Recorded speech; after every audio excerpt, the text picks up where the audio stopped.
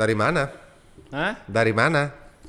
Saya Ya, jemput dari anak. luar negeri. Saya jemput anak Oh, karena mantan guys.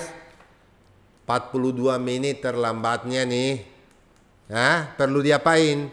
Kecut. karena ntar dulu. Karena saya ini kan single parent. Oh gitu. Emaknya udah mudik ke Belanda duluan, nggak Kamu- bilang. Nah, ini komplainnya kayak Peko Banyaya.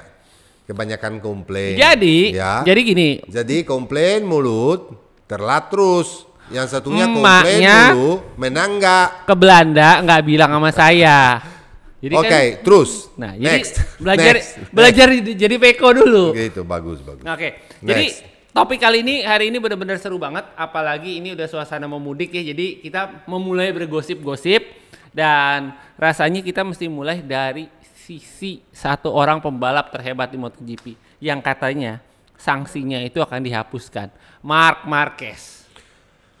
Belum resmi, soalnya kan bandingnya kayaknya mau Hapuskan. ya, tapi mau dievaluate lagi. Evaluasi. Ya, dievaluasi lagi. Dan mereka belum tahu kapan ada keputusan, tapi untuk sementara nggak akan kena. Dan menurut saya dan feeling saya adalah bahwa Honda akan menang banding ini dan seharusnya memang begitu. Karena mereka salah. Dan Marc Marquez sudah 2 kali nggak ikut race. Karena memang cedera beneran, bukan main-mainan. Jadinya kan menurut saya penalti udah dia kena. Cukup. Dan saya berharap bahwa Honda menang bandingnya secepat mungkin. Tapi yang jelas untuk race berikutnya 2 minggu kemudian di Jerez de la Frontera, Marc Marquez gak akan kena penalti dulu. Iya. Oke? Itu udah pasti ya. Udah pasti. Jadi gini guys, aku garis besar karena pada saat diberi sanksi ditulis bahwa long lap penalti dilakukan di Argentina. Sementara kalau kasus lain kadang-kadang dibilang di seri berikutnya. Jadi ketika kalian menulis sanksi ya harus sesuai dengan yang tertulis, tidak bisa dirubah-rubah karena sudah ketok palu. Oke, lanjut. Kayak David Munoz, ya di Moto3 kemarin dia kena 2 long lap penalty di race yang akan dia turun. Oke. Bukan Berikutnya atau nama tertentu. exactly. Kenapa dia kena 2 long lap penalty? Karena memang dia nanti kita bahas memang harus kena. Iya. Dan menurut saya itu kurang banget 2 lap penalty. Seharusnya dia start dari pit atau dari paling belakang karena yang dia lakukan dia itu orangnya tuh selalu lakukan hal-hal kayak begitu yang parah banget. Dari chef juga, dari junior GP juga, dia tuh sering banget lakukan kayak begitu. Nakal. Ya, nakal banget. Jadi seharusnya kan kalau saya sanksi masukin pembalap yang nakal banget di dalam satu ruangan gelap. Terus deh. Guys, itu Apalagi kalau pembalap muda, karena harus diajarin dari muda. Kalau enggak nanti mereka naik kelas makin bahaya dan makin parah. itu orientasi yang berbeda ya. Kalau masalah gelap sama cambuk itu kalau kalian pakai VPN itu namanya. Lanjut. Kalau biasanya aku postpone atau bicaranya nanti dengan pembalap namanya dengan Red Bullet, pembalap namanya Francesco. Biasanya kalau dia jatuh aku bahasnya nanti. Kalau sekarang mau bahas hari ini langsung. Oke. Kenapa? Dan Francesco juga itu akan jadi tamu kita juga Ya. loh musim ini. Jadi Mr. Francesco dia dapat pole position dengan lap record. Mr. Francesco menang sprint race kayak nggak ada besoknya. Oke. Seperti orang suka di rumah kalau saya bilang begitu.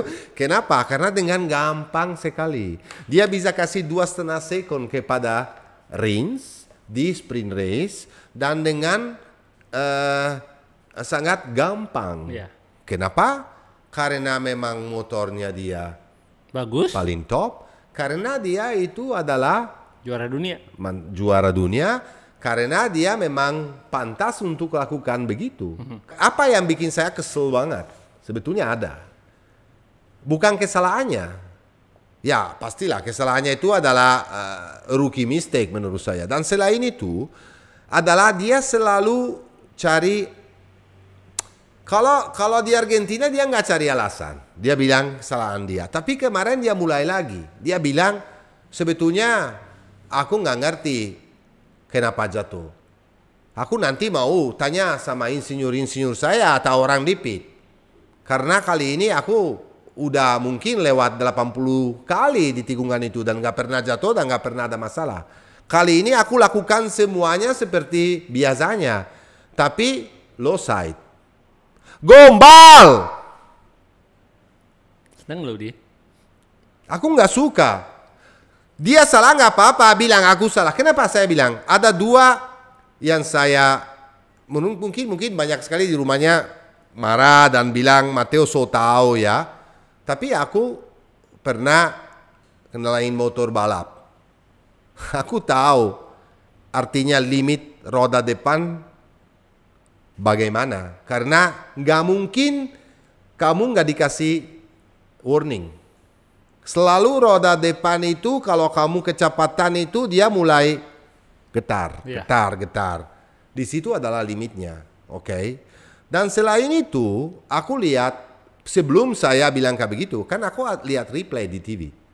Dua-duanya adalah motor Rins dan motornya Pecco. Dua-duanya lagi tikung begini, kelihatan dari depan. Oke? Waktu masuk tikungan itu mereka masih sama. Tiba-tiba Pecco akselerasi. Jauhin Rins. Sementara Rins itu kecepatannya sama aja. Artinya apa? Maksa. Karena dia itu under pressure dari Rins. Seharusnya tidak. Karena dia punya motor, dia punya lapnya masih banyak sekali. Dia tuh akselerasi. Dan itu low side. Sesudah itu aku dengar di Sky TV dikasih lihat dari onboard kamera, dibuka suara motornya. Dia tahu kenapa gitu. Aku gini ya. Jadi dia tutup throttle karena terlalu kencang untuk masuk dalam lane lagi. Waktu dia buka throttle kembali, apa yang terjadi? Terlalu cepat. Nah, apa yang terjadi? Meskipun kalau kamu nggak smooth, apa yang terjadi? Roda belakang grip lagi. Grip. No, nggak spin. Grip. Dan gripnya itu ngapain? Dia mendorong roda depan. Kalau kamu leaning angle terlalu di bawah dan roda depan kena dorong, bukan rolling speed, apa yang terjadi? Hilang. Low side. Mungkin Matteo so tahu, silakan habisin saya. Tapi menurut saya itu yang terjadi. Dan semua orang itu juga tahu, pembalapnya juga tahu.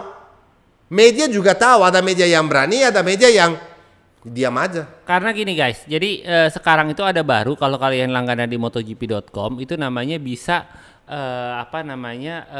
pilih-pilih suara aktivasi. Jadi suara motor ketika pembalap itu buka gas, tutup gas itu terdengar. Jadi tanpa melihat telemetri pun kalian dengar. Terutama pada saat kasusnya Pecco di tikungan dia menutup lalu membuka, menutup lagi, membuka lagi itu kedengaran banget. Meskipun saya nggak nonton dari MotoGP.com aku nontonnya dari channel yang berbeda di mana saya juga bisa lihat banyak angle dan orang-orang juga yang komen itu mantan pembalap juga, bukan orang kaleng-kaleng. Dan saya sendiri juga dengar dengan kuping saya sendiri. Jadi dia marah sekali, dia sedih sekali, dia cengen.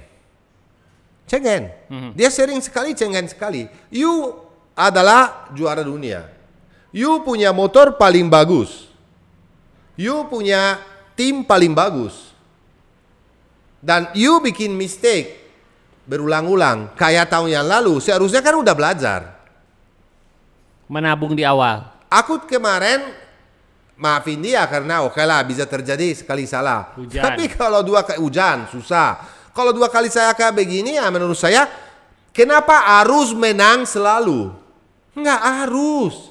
Dia antara 2 race yang Argentina sama ini membuang 45 nilai.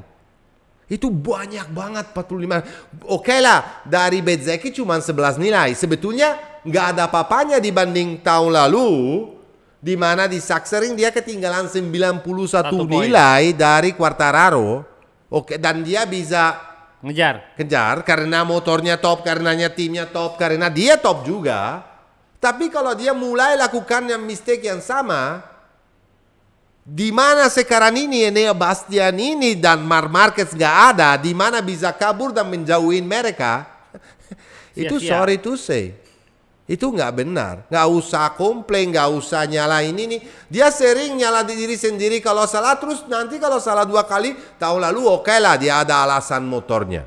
Awal-awal season kebanyakan improvement dan jadi problem. Oke lah. Sekarang ini motornya nggak ada problem menurut saya. Masa ada antu dan tiba-tiba jatuh sendiri? Oke lah, aku tahu bahwa Amerika itu banyak sekali yang jatuh. Betul. Kenapa? Karena banyak lintasannya nggak rata, bumpy. Terus ada 4 macam asfalt. 4 macam asfalt loh, sama kak. Itu semen. Ya, nggak usah disebutin. Itu beda. Semen. 4 macam asfalt loh. Oke lah. Tapi masalah ini adalah untuk semua pembalap. Bukan untuk kamu sendiri. Di mana kamu sendiri waktu kamu di Argentina overtake Alex Marquez dan mau jauhin Alex Marquez karena kamu nafsu banget, kamu nggak senang selesai di belakang Marco Bezzecchi, harus humble sedikit dong, rendah hati sedikit. Kenapa? Yang penting kan dapat nilai. Tujuannya terakhir adalah, target terakhir adalah apa? Jadi juara dunia. Kemarin pula juga dia nggak suka dikejar Honda. Dia tuh mau jauhin, dia mau maksa. Kalau dia juga selesai di belakang Rins, di mana dia adalah master, bukan the king is only Marquez. Karena Marquez menang 7 kali di kota. He's the master tapi. Udah 2 kali. Dia itu 4 kali sebetulnya dia. Kalau Moto2 sama Moto3 dihitung ya. Moto3 dia menang di tahun 2013, di Moto2 di 2016, dengan Suzuki 2019 4 cylinder online, dengan V4 menang juga. Bisa dibilang dia the prince. Kalau satunya the king, ini the prince. Kalau pula kalah sama the prince of kota, ya nggak apa-apa. Tidak apa-apa. Karena kalau sekarang dia selesai juga kedua dan kemarin kedua, meskipun menurut saya Pecco kemarin punya pace untuk menang loh. Iya. Dia bisa jauh, tapi dia nggak sabar. Dia membuang 45 nilai. Hati-hati. Hati-hati. Hati-hati. Masalahnya di mental bro. Bukan motor. Motor nggak ada masalah. Timnya nggak ada masalah. Ini kalau kena dan mulai ada di dalam ini ada cacing, jalan-jalan. Minum Kombantrin. Bikin lubang kayak di Apple. Kalau cacing jalan di dalam Apple kan mulai makan-makan, jadi banyak lubang. Dia tuh bisa stres. Oke? Balik lagi ke selesai urusannya. Aku nggak mau bahas karena lumayan merah. Saya sama warnanya kayak warna Ducati. Nilainya rapot juga sama. Ya. Kita balik lagi bicara seorang Alex Rins yang saya angkat topi banyak sekali. Nomor 1 kenapa? Karena dia itu di sprint race kedua. Iya. Kita kan bahas dua-duanya, nggak usah satu-satu ya. Dan di main race dia juara. Juara dengan kasih pressure kepada Pecco. Dan dia menang dengan sempurna. Jauh sekali dan membawa motornya rapi sekali. Dan motor dia juga. Ya, lubangnya ada untuk dia juga. Aspal yang berbeda-beda ada untuk dia juga. Tetapi dia membawa motor kayak master. Kemarin saya itu guys harus akuin juga bahwa dia dari 4 cylinder online, di mana motornya Suzuki, dia bilang di tahun 2019 menang di sini lebih gampang. Kenapa? Oke lah, waktu itu Marquez jatuh. Dia itu membawa motor di bagian the snake, kan ada satu bagian namanya the snake. Itu belok kanan kiri itu sangat physical. Itu Suzuki sangat lebih mudah. Karena dia punya handlingnya yang luar biasa. Sementara Honda lebih berat dan lebih susah. Tetapi dia kemarin tuh sempurna bro. Dan kenapa saya angkat topi sama dia juga? Karena dia ambil keputusan untuk tidak pakai chassis Kalex. Yang dipilih oleh Marc Marquez. Yang dipilih oleh The King yang bilang chassis ini jauh lebih bagus daripada yang asli Honda. Tapi karena Rins gak suka, dia minta sama Cecchinello, dia minta sama Honda dibalikin chassis yang biasa standar punya.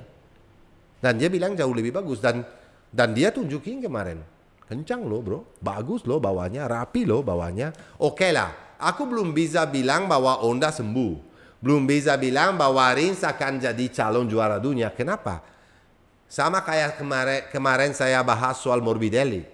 Aku bilang Morbidelli di Argentina luar biasa karena dia suka banget trek itu. Di sini juga Rins luar biasa. Kenapa? Karena dia suka banget track ini. Morbidelli di track yang dia struggle balik lagi jelek banget. Tapi kalau kita bicara Alex Rins ya, ketika Alex Rins udah ketemu ritme balapan kayak akhir musim lalu, luar biasa. Bro, tapi ini track khusus loh. Ini track yang dimana dia benar-benar suka banget. Dan kalau pembalap punya kelebihan di satu track itu, udahlah, dia tuh ditutupin mata aja dia bisa menang. Itu beda, feelingnya beda. Aku akan nilai kayak begitu. Aku nggak berani bilang kayak begitu. Aku mau tunggu Jerez nanti. Dimana adalah technical track, sangat sempit, berbeda sekali dari kota. Dimana aku mau lihat bahwa di technical track dimana perlu banyak handling sama akselerasi itu Honda perform atau tidak. Aku nggak raguin pembalapnya, bro. Aku tahu pembalapnya top. Aku raguin motornya. Kalau pembalapnya aku setuju sama kamu. Aku nggak raguin. Dia benar kalau udah dapat. Tapi kalau motor nggak support, emang Quartararo kurang. Nanti kalau kita ngelihat Quartararo itu kasihan banget. Makanya emang dia kurang. Ya enggak lah. Alatnya juga penting sekarang ini. Kalau zaman dulu motor sama pembalap 50-50, mungkin sekarang ini 60-40. Pembalap tetap penting, tapi motornya lebih daripada pembalapnya itu harus lebih bagus ya, atau harus at least level. Tapi kenapa Rins bisa menang di kota? Karena kompensasi itu lebih kepada pembalapnya karena dia suka banget tracknya, bro. Itu. Dan satu data yang penting lagi, Honda itu udah terakhir menang 24 race yang lalu. Dengan seorang namanya Marc Marquez di Misano. Dan terakhir pembalap menang selain Marc Marquez ada 2018 Cal Crutchlow. Ya, 2018 Cal Crutchlow itu kalau kita bicara bukan selain Marc Marquez. Kalau kita bicara Honda yang menang memang di Misano. Iya. Tapi kalau kita bicara Cecchinello, tim Cecchinello yang terakhir menang adalah Cal Crutchlow tahun 2018. Dan itu juga Honda. Ya tahu, tapi karena bukan maksudnya Honda sesudah Pedrosa kan nggak pernah menang, ya. Lorenzo nggak pernah menang. Ya. 2018 dengan Cal Crutchlow tim Cecchinello terakhir yang menang. Jadi harus tunggu sekian 5 tahun sampai. Dan aku senang banget untuk Lucio Cecchinello, bro. Kenapa? Karena dia selalu struggle sekali untuk kumpulin duit. Dia struggle sekali dan dia tuh pembalap sejati. Dia tuh memang pembalap dulu dan dia sayang banget sama pembalapnya. Sampai Rins bilang, aku senang sekali bisa balap di tim Lucio. Karena di sini kayak keluarga. Apapun yang saya minta, dan hari ini karena penting, mereka lakukan itu untuk saya. Dan saya dapat partsnya dari Honda juga bagus. Kenapa dapatnya semua sekarang ini? Ya karena nggak ada yang lain. Sementara Mir tahu sendiri. Sementara Nakagami tahu sendiri. Stefan Bradl lupain lah. Sampai Lucio Cecchinello dulu pernah loh waktu Bradl balap untuk dia, karena dia percaya bahwa Bradl sebetulnya bagus banget dan dia komplain bahwa masalahnya Nissin karena dulu dia pernah pakai Nissin yang punya Honda sendiri.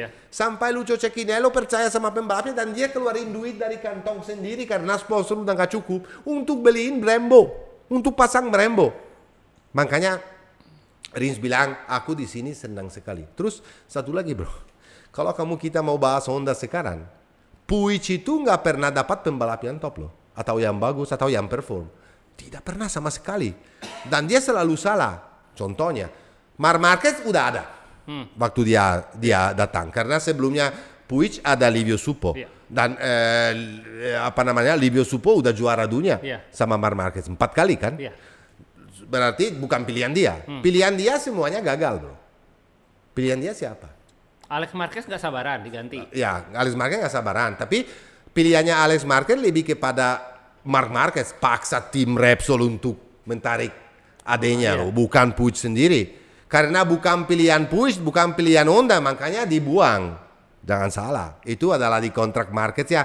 Kepintaran Marquez main waktu itu kita tahu semua. Pol Espargaro gagal, Jorge Lorenzo gagal, Mir gagal, malah dia pilih Mir. Sementara ini Livio Suppo, kemarin saya nonton wawancara, dia itu bicara sama Cecchinello dan dia bilang, kamu harus ambil pembalap ini, kamu harus ambil. Dan dia bicara sama Rins sendiri karena kesayangannya Livio Suppo. Ada Suppo sempat di Suzuki juga. Benar, kamu harus ke Lucio.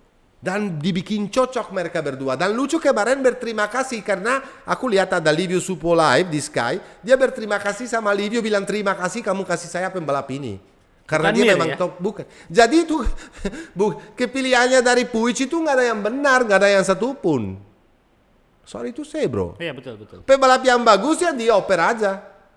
Karena kita tahu udah Rins itu kalah waktu Mir juara dunia karena Rins itu cedera. Betul. Tapi selain itu selalu di belakang loh Rins, Mir. Mir ya. Tahun lalu tahun terakhir Suzuki yang menang 2 race itu siapa lagi kalau bukan Rins? Dia nggak naik podium sama sekali loh. Ya makanya saya bilang sekarang ini kan Honda juga harus hati-hati. Honda pernah loh keluar dari Championship MotoGP. Terus balik lagi tahun 78 atau 76 saya lupa. Iya. Saya catat mungkin aku lupa. Dia balik lagi. Dia pernah keluar. Kalau Yamaha nggak pernah. Kalau Honda sih pernah. Ya jadi karena kemarin-kemarin juga ada beberapa gosip bahwa Honda nggak develop gara-gara nggak ada Marc Marquez, mereka kehilangan Hara. Karena Honda pernah kehilangan Hara. Itu sekarang mereka lebih berfokus dan Marc itu bisa senang atau tidak di rumah. Kenapa? Di sprint race dia udah jelas kalah sama Rins. Karena Rins selesai di posisi 2 dan Marquez Baru 3. di 3. Dan di race utama Marquez nggak pernah malah. Ya oke lah dia kena cedera segala. Saya yakin kalau Marquez ada di kota kemarin juara. Aku yakin sekali. Iya. Aku yakin. Tetapi tahu sendiri egonya Marquez. Dia nggak suka kalau satu pembalap brand sama perform. Jadi ini apa bisa dibilang ini sebuah keberuntungan juga di mana Alex Rins itu di LCR adalah pembalap nomor 1, sementara kalau dia ke Repsol dia akan di bawah bayang-bayang Marc. Kalau bisa dibilang begitu, semua pembalapnya yang pergi ke Repsol di bawah Bahkan Lorenzo pun sama. Sama, tapi itu memang normal. Kamu lagi bicara 8 kali juara dunia, bro. Dia punya suara, man. And for me, Marc still the best. Marc still the best. Cuma nggak beruntung banget terakhir ini. Tapi saya yakin banget bahwa Marc still the best. Makanya kalau pembalap kayak Pecco dan yang lain-lain, mereka pembalap bagus. Tapi menurut saya belum selevel Marc Marquez, belum selevel. Aku berapa kali bilang ini, belum selevel Valentino Rossi. Itu beda dunia yang berbeda. Aku nggak pernah dengar Valentino Rossi, aku jatuh gara-gara motor. Valentino Rossi pernah komplain bahwa motor perlu improvement, sama kayak Quartararo dan itu boleh. Tapi itu terbukti. Ya, setiap kali jatuh saya selalu atau Marquez waktu jatuh selalu nyalain diri sendiri. Ya, jadi beda mentalitas. Sekarang kita harus bicara tentang satu orang yang hati-hati tim ini. Hati-hati VR46 karena mereka punya mentalitas. Mereka tahu bahwa mereka underdog. Tim underdog. Tapi sekarang leading klasmen tim dan mereka leading klasmen sementara. Iya. Dengan Marco Bezzecchi. Oke lah, Marco Bezzecchi pinter. Dia tahu bahwa dia struggle banget hari Jumatnya untuk setup motornya. Sampai dia nggak bisa masukin langsung 10 besar. Dia harus lewat Q1. Di Sabtunya mendingan. Dia tahu bahwa dia struggle, dia nggak terlalu suka mungkin track ini. Tapi dia dapat poin yang penting untuk sementara ini leading. Itu seharusnya lakukan juara dunia itu. Yang baju merah itu. Michele Pirro. Ya, Michele Pirro. Ya. Dan Luca Marini, dia belajar dari Portimao, race pertama di mana 2 kali jatuh, di mana dia dapat poin cukup dan kemarinnya luar biasa. Oke lah kamu bisa bilang, oke lah Matteo tapi 50% pembalapnya jatuh, termasuk Pecco. Ya betul. Apakah Luca Marini yang salah kalau yang lainnya yang jatuh? Nah, karena ya, Luca Marini sudah bro? di depan dari awal. Ya, dan dia itu di sprint race selesai ke-7, dia nggak maksa, di race utama karena startnya jelek, di race utama startnya bagus, dia tuh overtake Quartararo dan dia selesai di posisi nomor 2. Gara-gara startnya juga kurang sedikit sebetulnya, ditahan sedikit sama Miller. Kalau nggak ditahan sama Miller begitu, mungkin dia bisa challenge Rins juga, karena kemarin punya pace. Meskipun pace paling bagus bukan Rins, bukan Luca Marini yang punya. Nanti saya kasih tahu siapa yang punya, tapi bego start seperti biasa. Iya. Ya, dia punya pace-nya luar biasa itu orang. Terus Marini hati-hati, karena dia udah pede banget. Aku dengar dia wawancara kemarin dia bilang, aku pede banget. Aku yakin aku bisa lawan, aku bisa fight. Dia bicara kayak itu yang sang juara harus bicara kayak begitu.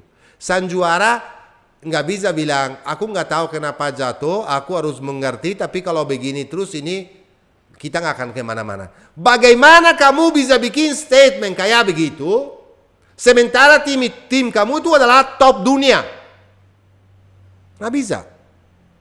Aku nggak pernah serah sama dia loh. Aku sayang, aku suka, aku orang Italia sendiri, tetapi mungkin aku adalah orang zaman dulu memang.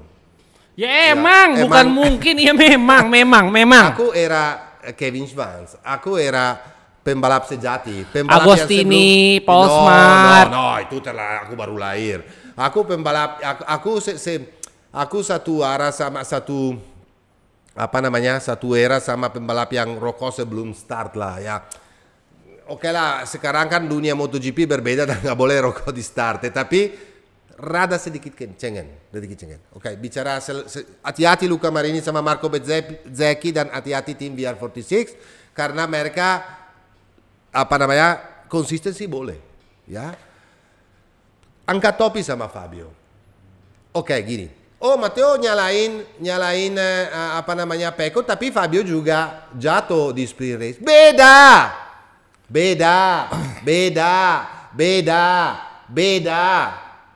Bedanya adalah bahwa motornya itu kurang banget. Kelihatan banget, kasihan loh itu balapan. Di sprint race, kenapa Marquez jatuh dan dia jatuh? Karena Honda ketinggalan dibanding Ducati dan mereka harus maksa untuk dapat hasil itu. Beda cerita, beda kasus, beda skenario dibanding sama Pecco. Nggak bisa dibanding.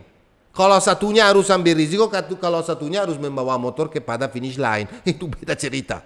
Oke? Kalau di sprint race Quartararo jatuh, aku ngerti. Dia di limit banget. Di mana-mana motornya nggak stabil.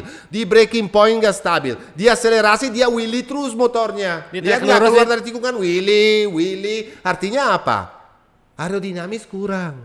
Di track lurus ditinggalin. Kecepatannya di track lurusnya ditinggalin. Dia apa lagi ya? Dia yang mana selesai ketiga, dia bilang aku nggak senang. Oke lah, aku selesai ketiga, tapi aku nggak senang. Karena dengan motor ini aku nggak bisa di juara dunia. Kalau seorang namanya Fabio Quartararo itu adalah mantan juara dunia, di mana dia balap untuk fight. Paling minimal bisa punya alat untuk fight untuk jadi juara dunia. Bukan untuk selesai kalau banyak yang jatuh atau kalau di depan yang jatuh selesai di podium. Ceritanya bukan begitu. Mungkin itu dari tim satelit boleh kayak begitu. Tapi bukan dari tim pabrikan. Dan Yamaha ini adalah di dalam lubang yang sangat dalam. Dan saya mau mungkin apakah Valentino Rossi benar? Yamaha ini sejak kapan punya masalah banyak sekali? Itu udah di musim 2017 Rossi itu udah komplain. Spinning, grip, akselerasi, top speednya. Dari dulu kan The Doctor bilang begitu. Tapi nggak ada yang mau dengerin dia. Viñales juga pernah bilang begitu dari dulu. Tapi nggak ada yang mau didengerin. Sekarang oke lah, extraordinary Fabio Quartararo di season yang 2021 ya. Ya di mana juga Marquez nggak ada, di mana juga mungkin Pecco juga belum matang. Ya belum matang. Oke. Tetapi karena dia extraordinary, karena dia punya kelebihan, tapi dia punya masalah. Dan di waktu itu juga waktu dia juara dunia babak kedua dia itu hampir ketinggalan. Iya ketinggalan. Jadi menurut saya Yamaha harus bukan tuh. Apakah 4-cylinder online ini masih kompetitif? V4 semua loh yang lain. Apakah untuk apa diambil Marmorini dari Formula 1? Apa engine insinyur? Untuk apa? Develop mesin mungkin. Ya develop mesin. Mungkin mereka udah punya gosip lagi develop V4. Betul nggak? Tapi kalau V4-nya itu di-develop untuk tahun 2024, seharusnya sekarang ini mereka udah testing, tapi nggak ada testing sama sekali. Ya kan pembalapnya cuma 2, gimana? Nah, itu juga Yamaha harus penting sekali. Kenapa Ducati bisa maju kayak begini? Karena dia punya tim satelit banyak sekali, bro. 8 pembalap yang membawa data kepada insinyur Ducati untuk mendevelop motornya. Tambah Piro 9. Ya, sama dan juga kalau punya. Sekarang kita Piro kemarin di race utama selesai bagus loh dia. Oke lah. Dia adalah tester yang paling cepat dibanding yang lain. Yang lainnya itu punya tester jelek semua loh bro sebetulnya. Yamaha oke lah ada crash low. Tapi kapan crash low testing? Never. Hampir never. Nganggur sih. Ya, artinya apa? Tidak ada duit di MotoGP. Bukan cuma dikarenakan tester aja seharusnya dengan 40 race ready Sama kayak di Formula 1, mereka udah punya satu pembalap cadangan.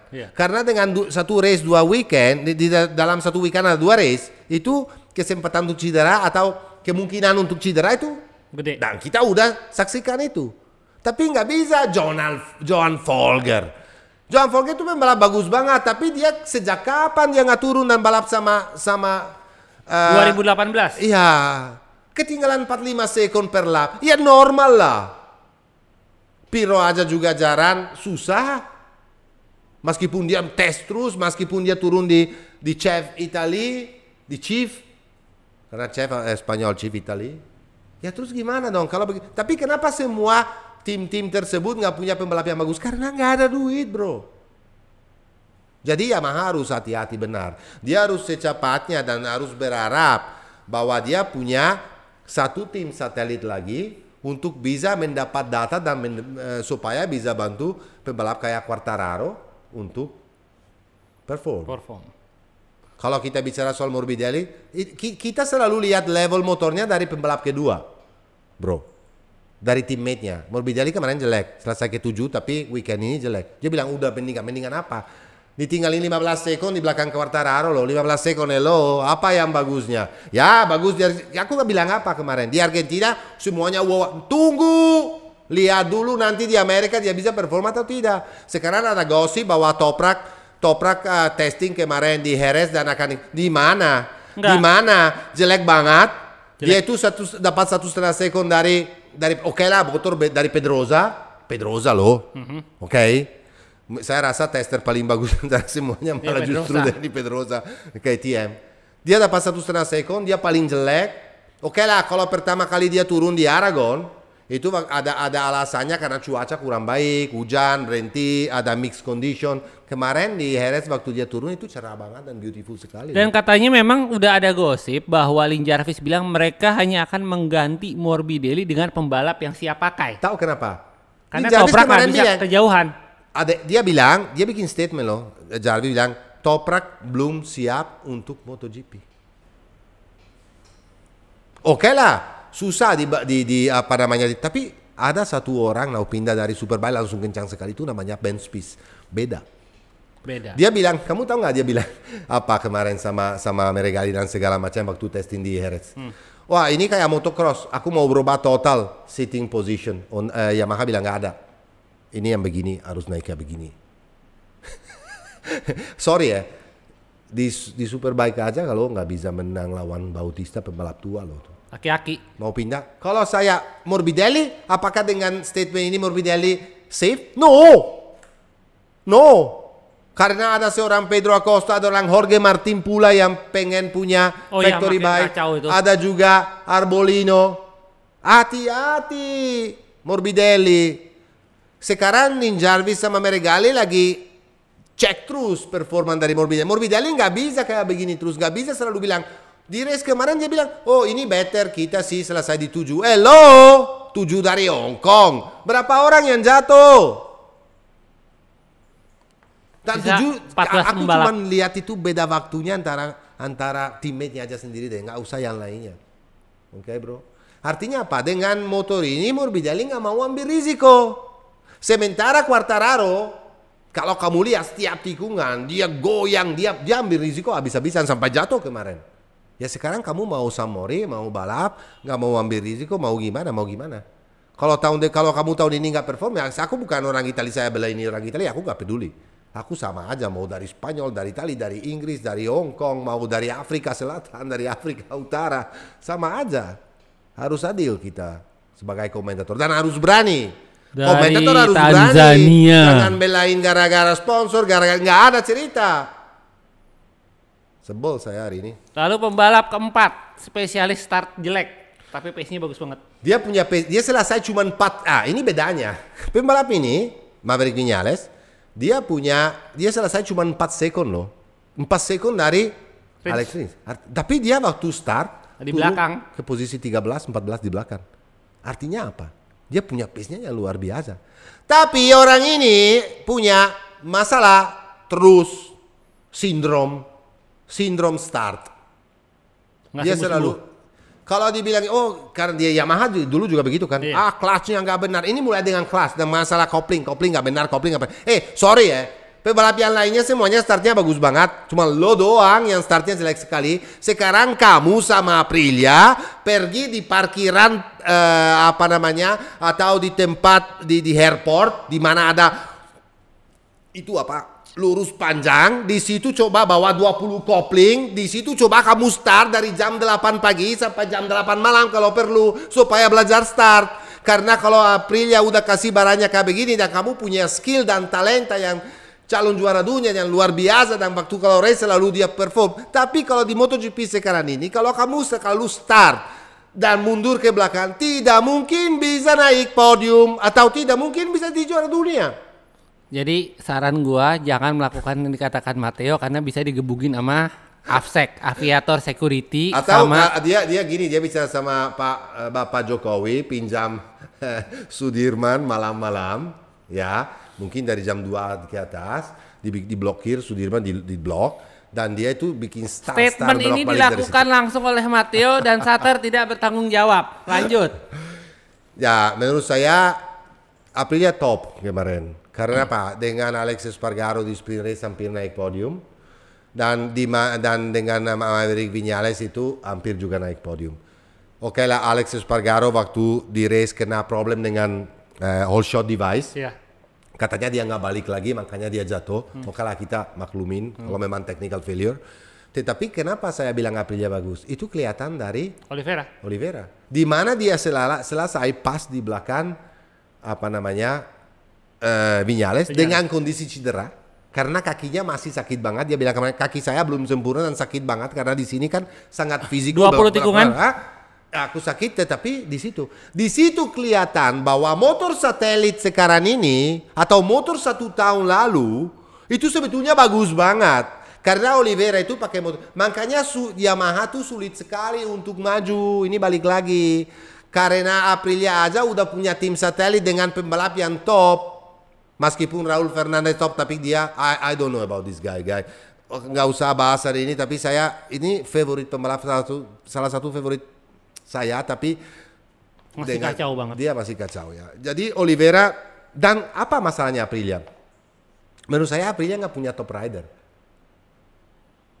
Dominan rider. Nggak punya. Karena Viñales adalah talenta yang super, tapi punya masalah dan punya kelemahan. Sama juga dengan Alex Espargaro.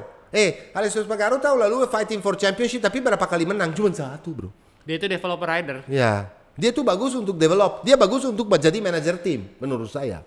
Siapa Aprilia? Seharusnya dia invest di Miguel Oliveira malah. Di antara semua pembalap itu, saya yakin bahwa kalau Miguel dikasih motor yang top itu di tim resmi, dia bisa lebih bagus loh. Dia bisa fight setiap weekend di depan karena dia punya speed. Dan dia tunjukin dengan KTM, kondisi basah, kondisi kering dia top. Dan satu lagi fakta menarik, Miguel Oliveira itu adalah salah satu angkatan emas MotoGP rookie 2019 di mana 3 dari 4 rookie itu udah jadi juara dunia. Tinggal Miguel yang belum. Dan ini bro, semua tim punya pembalap utama kecuali Aprilia menurut saya. Mereka ada tapi bukan di tim utama. Kalau di Honda ada Marquez. Kalau di Yamaha ada Quartararo. Kalau di Ducati ada banyak lah tapi Pecco Bagnaia. Kalau kita bicara factory team ya. Kalau di Aprilia malah nggak ada. Adanya cuman Viñales tapi nggak bisa dibilang top rider. Kenapa? Dia punya talenta tapi dia nggak punya konsistensi. Dan dia selalu ada aja. Dan startnya dia mungkin dia nervous. Mungkin dia nggak tahu, dia takut waktu start. Aku nggak tahu alasannya. Tapi dia harus cari tahu. Dan pernah Jorge Lorenzo punya masalah ini. Ingat nggak dengan Yamaha? Dia lakukan apa? Selama 2 minggu dia start. Sampai dia improve dan jadi bagus. Ingat nggak? Iya. Ya dia seharusnya mungkin belajar dari situ. Urutan nomor 5 kita udah bahas, Oliveira ya, angkat topi. 6. Karena balik dengan kondisinya. Marco Bezzecchi itu kemarin bisa dibilang jelek? Tidak. Play safe. Bukan play safe sebetulnya. Dia tuh dorong seperti biasa, tapi dia tahu bahwa limitnya untuk di track itu dengan kondisi itu adalah di situ. Dan limitnya di situ, ngapain saya dapat poin? Mungkin dia bukan calon juara dunia, Tapi kalau Mr. Pecco kayak Mr. Pecco itu, kamu tahu siapa lawannya Francesco? Kamu tahu nggak siapa lawannya Francesco sebenarnya? Pecco. Iya. Dua orang berbeda. Lawannya Francesco adalah Pecco. Lawannya Francesco adalah diri sendiri. Karena sekarang ini dia udah bisa jauh sekali. Hati-hati kalau Marquez balik. Aku belum bilang bahwa Marquez ini di luar contention untuk jadi juara dunia. Karena sooner or later Honda akan dapat solusi masalahnya loh. Jangan Honda tuh is Honda loh. Besar pabrikannya. Kalau di dalam aku bilang apa awal season, Honda masih perlu 4 sampai 6 bulan untuk benerin sempurnain motornya. Ini udah lewat beberapa race tapi Pecco masih di situ-situ. Malah yang leading championship Bezzecchi. Dan kita jangan lupa satu nama yang lagi absen juga, Bastianini. Makanya tadi saya bilang Bastianini udah absen. Bastianini dengan konsistensi dia bisa juga sekarang ini leading championship kalau ada.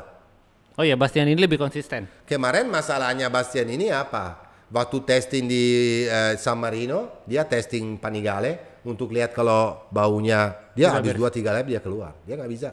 Dia tes bilang, aku terlalu sakit. Dan Carlo Pernat ambil keputusan gak usah balap. Dan itu benar keputusannya. Daripada cederanya itu jadi lebih besar lagi. Ya.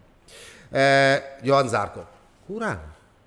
Di track, di race, di mana kamu seharusnya perform, di mana banyak sekali yang jatuh dan gak ada, dan seharusnya kamu podium, kamu menghilang dia jadi balapan yang mana Zarco? Weekend kemarin, kamu lihat nggak? Kamu nggak lihat juga. Oke lah dia dapat poin di sprint race dan di sini, tapi dia kemana? Minimal seorang Jorge Martin meskipun dia jatuhnya meminta ampun itu. Itu orangnya kalau nggak belajar nggak jatuh, aku nggak tahu loh ini ya bro. Ini bahaya sekali. Waktu dia di sprint race oke lah dia lakukan sesuatu yang extraordinary. Karena waktu di kualifikasi 2 kali jatuh dia rusakin 2 motor. Dia start dari posisi nomor 12 balik lagi ke siapa? Mana yang bilang bahwa di sprint race kalau start dari belakang nggak bisa ke depan? Dia itu dari posisi nomor 12 bisa selesai di podium. Kasetan sih bawa motornya. Ya, selalu ambil risiko yang tapi mau sampai kapan? Udah kemarin dia seharusnya aku nggak tahu parameter ini untuk mendapat penalti gimana karena race direction bikin bingung. Tapi seharusnya dia dapat penalti. Jatuhnya parah dan Alex sakit. Iya, jadi korban. Kalau Alex kemarin maafin karena apa? Nomor 1 waktu di sprint race dia muntah, dia makan sesuatu yang nggak benar, muntah di helm sebelum jatuh dan muntah juga di pit habis itu, dan waktu di race utama ya. Mau dinilai apa? Kalau diantam kayak begitu, mungkin startnya kurang baik mungkin ya, oke lah. Nomor 8 Franco Morbidelli kita udah bahas. Panjang lebar dan nggak usah dibahas lagi. Nomor 9 Fabio Di Giannantonio. Jelek bro. Dia punya motor 2022. Sementara Luca Marini sendiri udah kemana? Tim mate-nya dia meskipun di tim yang lain kemana semuanya? Alex Marquez sendiri udah pindah dari Honda langsung ke ini, udah selalu di depan. Kalau dia ini kita harus lihat sekarang, mungkin dia nggak pernah perform dari dulu ya, Moto3 dan MotoGP dan Moto2 nggak pernah perform kalau main di luar Eropa. Emang itu saya akuin, dia nggak pernah perform. Tapi kalau dia balik ke Eropa biasanya bagus. Aku akan tunggu nilai dia nanti di Jerez. Tapi kalau dia membawa motor kayak begini mulu dan hasilnya kayak begini mulu, dia harus hati-hati. Karena kalau dulu dia jadi kesayangannya Fausto Gresini, sekarang ini Nadia Gresini sama Carletto sangat berteman. Kenapa? Karena Carletto suka banget dengan tim Gresini, suka banget dengan Fausto dari dulu, dia hormatin semangat. Dan Carletto selalu bilang ini top team. Karena memang Gresini top team. Dia punya top insinyur, dia punya top people. Top sponsor? Ya top sponsor, pasti. Tapi Arbolino udah siap. Oh iya. Nanti kita bahas itu. Carletto udah tahu sendiri. Ya manajer siapa? Carletto. Dia lagi perform. Kalau Dija nggak perform tahun depan, ciao baby. Karena gini, jadi ada satu lagi di mana Bastianini itu kan masuk ke Gresini salah satu permainan dari Carletto. Lalu sekarang Arbolino juga leading championship juga permainan dari salah satunya kan manajernya Carletto. Jadi ada koneksi di belakang layar. Nomor 10 aku angkat topi. Augusto Fernandez baru naik di tim yang susah, karena sorry to say, tim yang susah itu, di mana banyak sekali pembalap nggak bisa perform sama sekali, masukin 10 besar juga susah. Dia tuh balik lagi, oke lah banyak yang jatuh, tapi dia konsistensi ada, dia selesai. Ada. Dia tuh rookie. Dia akan jadi rookie of the year. Karena satu-satunya. Tapi dia rookie, tapi habis itu ada Pirro, Folger dan Brad Binder. Brad Binder karena jatuh. Kalau saya angkat topi sama Brad Binder di sprint race karena luar biasa, dan waktu kemarin dia jatuh, tapi dia jarang sekali jatuh loh. Dia jarang banget. Boleh lah sekali-sekali salah. Tapi kalau kamu lihat backgroundnya dari Brad Binder itu, kalau di race itu jarang sekali. Dan kemarin lagi dorong habis-habisan untuk apa namanya kita. Yang kemarin yang jatuh adalah Stefan Bradl, Takaaki Nakagami, Joan Mir, Francesco Bagnaia, Jack Miller, Raúl Fernández, Alex Marquez, Alex Espargaro, dan Jorge Martin. Nah, yang pertanyaan ini Jorge Martin. Ini dia adalah sosok yang sangat menjanjikan ke MotoGP, tetapi kalau dilihat podium crash dan akhirnya terlihat lebih benar bahwa keputusan dari Ducati Corse menarik Bastianini terlepas dari cedera bahwa terbukti. Normal. Dia ini seperti seperti kuda liar yang nggak bisa diprediksi. Ya. 11-12 sama siapa dia? Andre Iannone. No. Siapa? Jack Miller. Oh ya, Jack Miller. Yang jatuh lagi kemarin dan diganti dengan Enea juga. Iya. Ya bisa salahin Gigi Dell'Igna karena ambil keputusan ini, atau Paolo Ciabatti atau manajemen Ducati, nggak bisa. Karena Jack memang begitu, dia on top atau. Tapi Jack Miller masih bisa menang. Ya tapi jatuhnya juga. Tapi Jorge Martin ini kemana sih nanti jadinya? Nanti kita lihat aja, tunggu aja sampai, karena ini anak udah tunjukin kepada kita bahwa di kelas-kelas yang kecil sebelumnya juga begitu.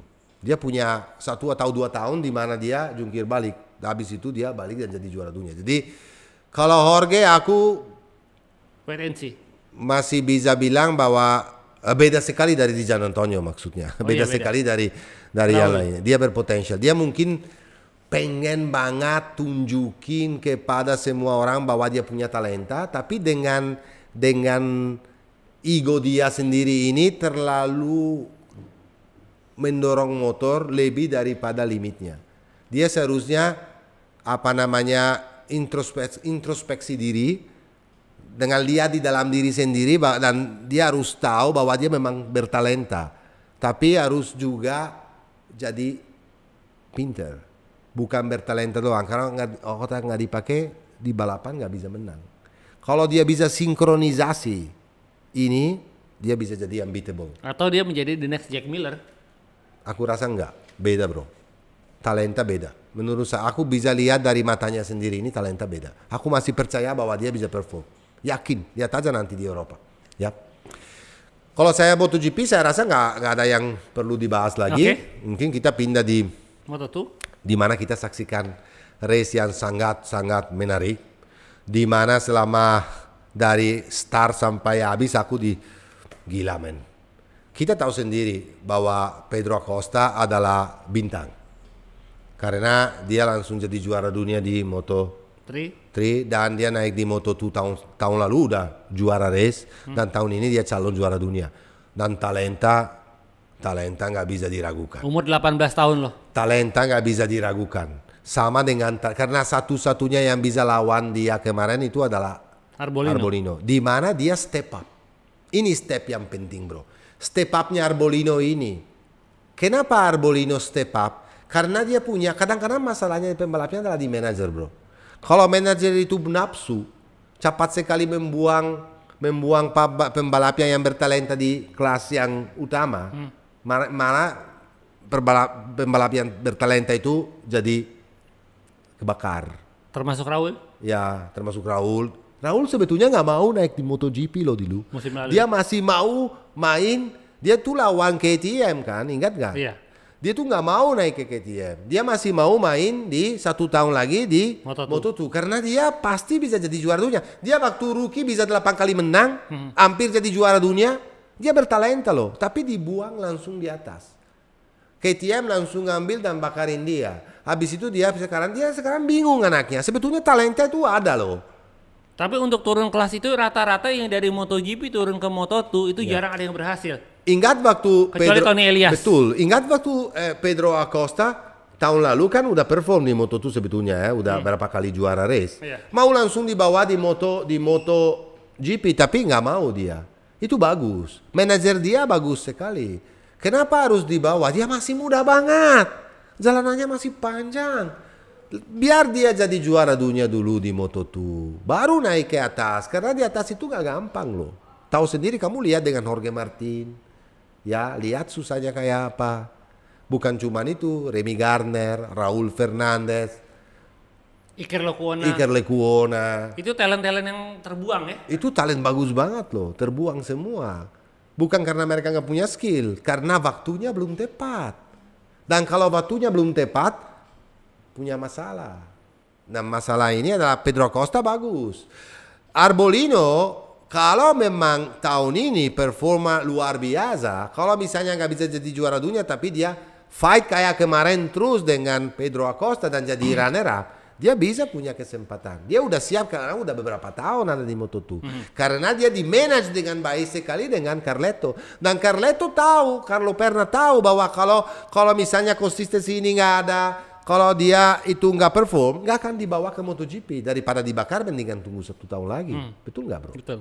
Meskipun menurut saya Arbolino step up. Dia tuh 5 podium in a row loh. Ya. Waktu tahun lalu Malaysia menang di Valencia ketiga. Dan tiga race ini awal season 3-3-nya dapat podium. Malah dia menang kemarin di waktu hujan. Malah Pedro Acosta kemarin nggak naik podium di Argentina, malah drop di posisi nomor 12. Oke lah, sekarang bedanya antara Arbolino sama Pedro cuma 7 nilai dan championship ini panjang banget dan nggak akan gampang. Tapi aku lihat bahwa dua pembalap ini kemarin di Moto2 kelasnya berbeda. Mereka punya kelasnya sendiri. Oke lah, di belakang boleh. Oke lah, Lopez awalnya di depan, mungkin Lopez nggak dapat setupnya atau motornya karena dia nggak pakai Kalex ya, dia pakai Bosco Scuro, tahu sendiri, speed up dulu namanya. Mungkin dia speed up itu adalah motornya yang bagus tapi perlu setupnya yang performa. Dan masalahnya Lopez kemarin juga beberapa kali, ini saya mau bicara soal ini, masuk neutral.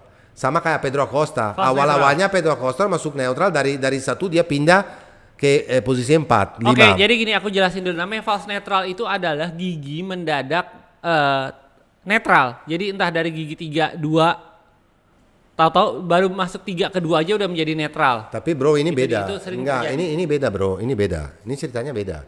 Karena ini adalah engine standar. Oh ya, sebetulnya development dari engine standar. Dan mereka belum ganti gear rasio yang balap. Biasanya neutral 1 yang paling besar antara 1 sama gigi 2 kan. Itu motor standar, kayak motor gini, kayak motor kamu, kayak motor yang di jalanan kalau dibeli. Tapi kalau motor balap, neutral dipindahin di atas 1. Jadi ada neutral 1, 2, 3, 4, 5, 6. Atau 7, 8, 9, 10. 10 speed belum ada ya?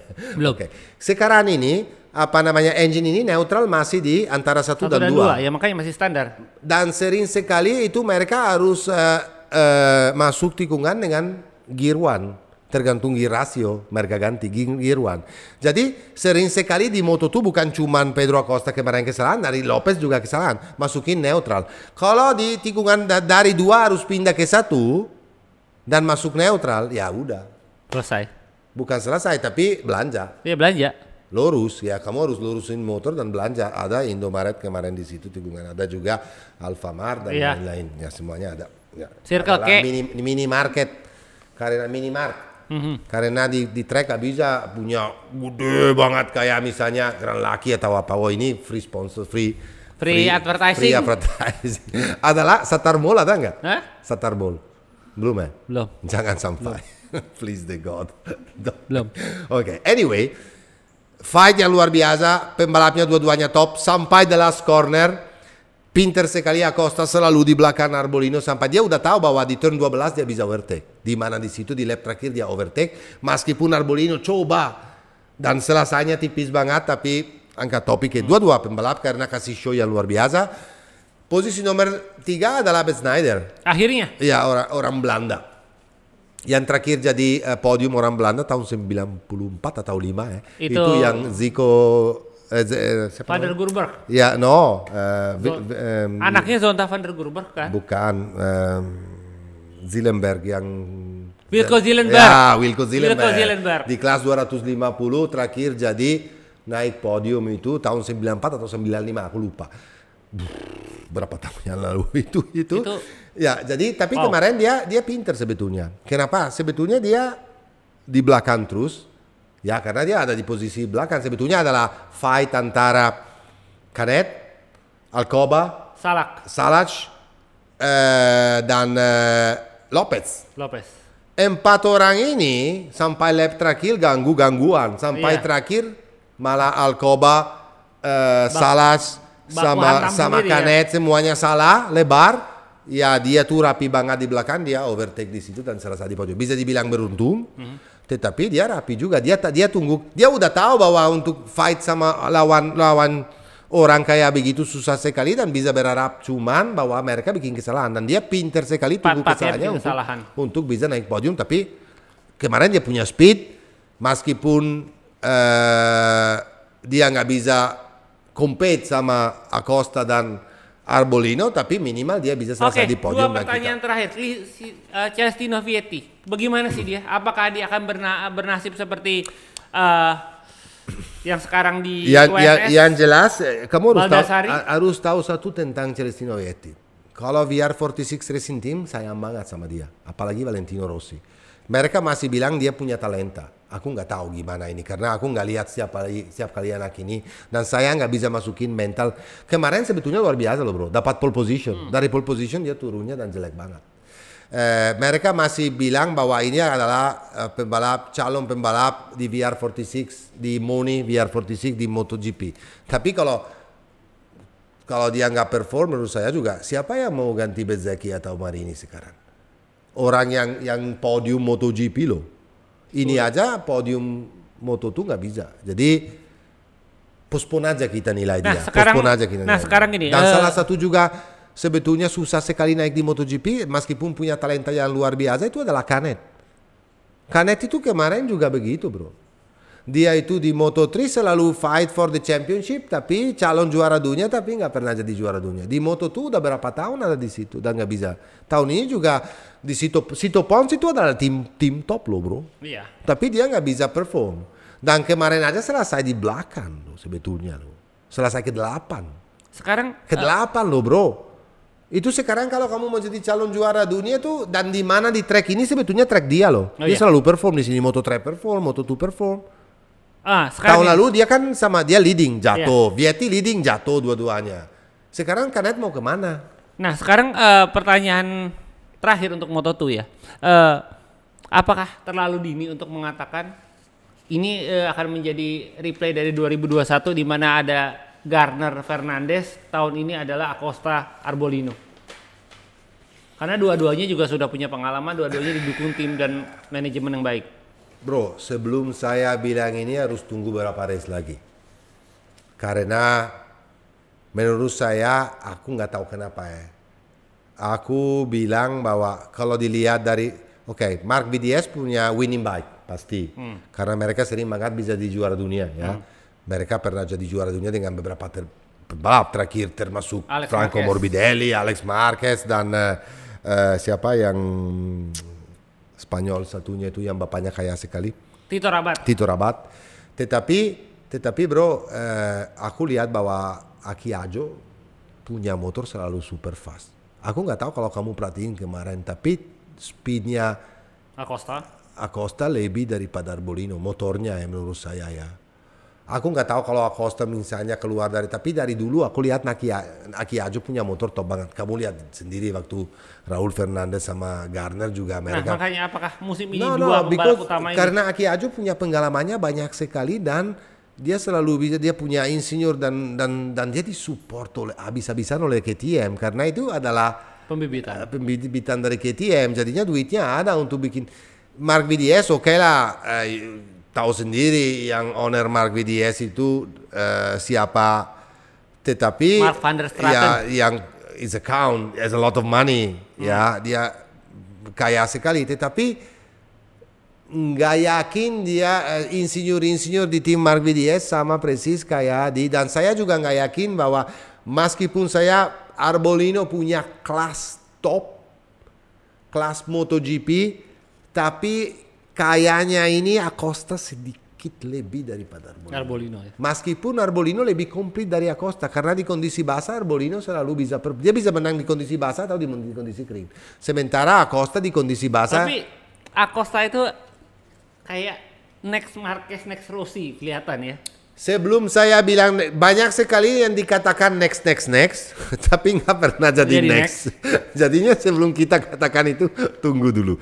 Di atas kertas, di atas kertas. Kita udah lama loh harus belum bicara Moto3 loh. Oke, Moto3. Mario Aji yang beautiful banget, yang selama 20 lap lebih aku di bawah 20 lap itu saya di atas sofa itu senang banget nontonnya karena Mario Aji poin akhirnya. Mario Aji poin. Ya, itu harus dibicarakan. Cuma 14 lap. Kenapa cuma 14 lap ya, kemarin? Karena sirkuitnya panjang. Panjang, 5,2 km.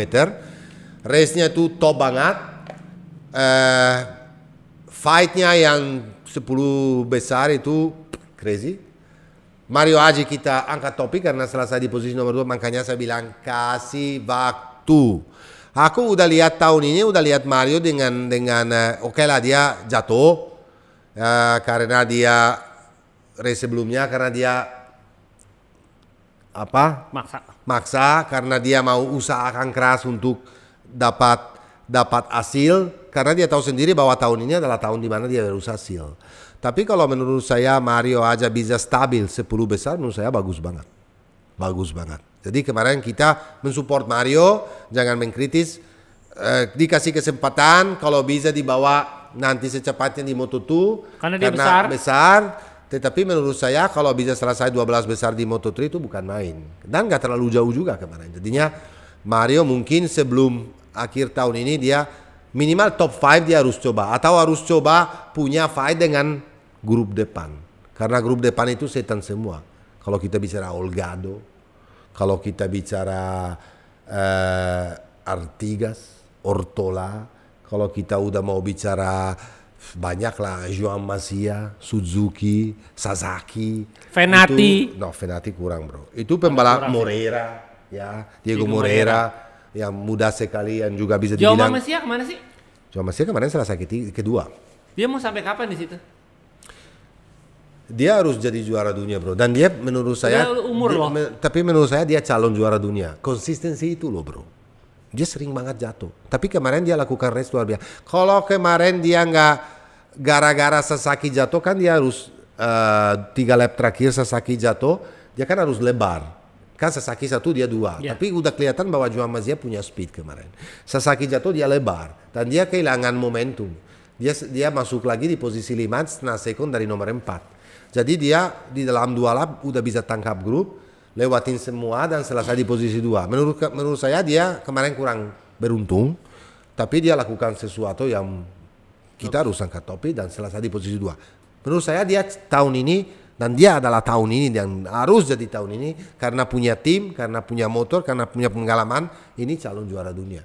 Bukan oke lah Moreira itu top, Olgado top, Artigas top, semuanya kencang banget, anak-anak bandel semua. Tapi Joan Masia tahun ini adalah tahun di mana dia punya tim sering jadi juara dunia dari Deniken ke Joan Mir, banyak sekali kan Foggia. Ya, jadi banyak sekali yang perform dengan motor ini. Tetapi Joan Masia tahun ini harus perform. Kemarin kita saksikan race yang luar biasa, di mana Ortola orang Spanyol lagi lakukan sesuatu. Dia sebetulnya tinggi dan besar. Dan besar enggak, kurus banget tapi tinggi sekali. Ya, jadi aerodinamis dia sih sebetulnya jelek, tapi kemarin dia lakukan sesuatu yang sampai dia mundur paling belakang karena awal-awalnya ada kesalahan. Dia lumayan lebar dan goyang hampir jatuh. Tapi dari posisi paling terakhir dia bisa nyusul sampai bisa menang race, sampai dia membawa motor sempurna sekali. Race-nya sangat menarik.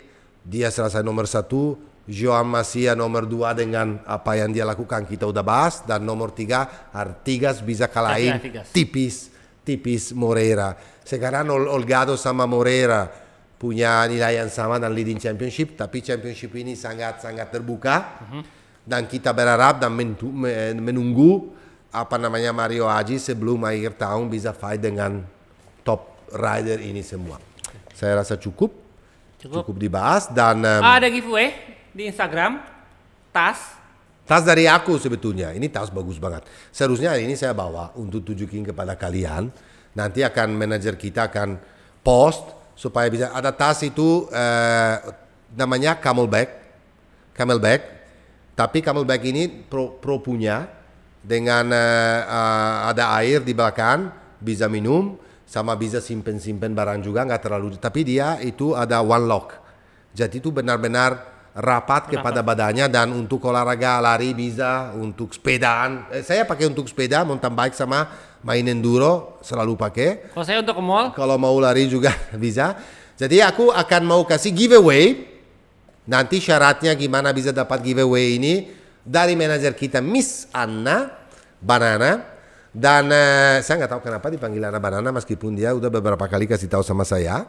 Terus selain giveaway, kalau kalian mau beli nanti akan ditunjukin di mana Anda bisa beli barang ini di Tokopedia. Aku udah jual di Tokopedia, ada di Tokopedia, dan kalian bisa belanja di situ kalau kurang beruntung mendapat giveaway.